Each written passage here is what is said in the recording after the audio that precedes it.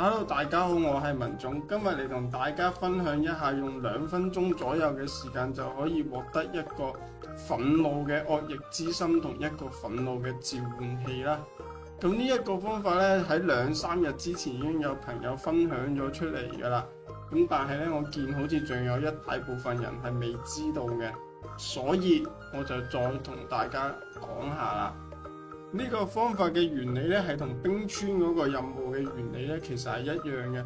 首先咧就要大家咧做到呢一個第3章嘅任務啦，做晒呢個任務之後喺世界3嗰度接到呢一個冰冷的真相嘅任務之後咧，嚟到呢一個位置，咁大家咧就醒目啲啦。嚟到呢個位置之後就入去打完隻 boss 之後咧，就唔好再同個 NPC 講嘢，就跳翻出嚟個地牢嗰度，再重置個副本。我而家就試俾大家睇下。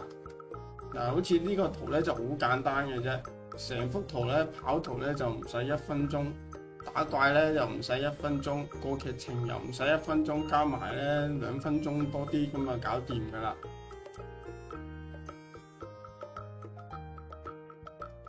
咁咧，我仲建議大家咧喺世界3開咗呢個任務之後咧，嚟到呢個世界4呢度打啦。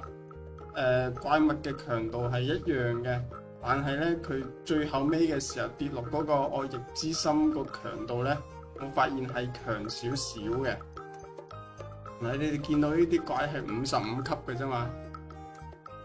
咁有陣時可能行啲位唔好，俾人 kick 啦。不過呢啲好閒嘅啫。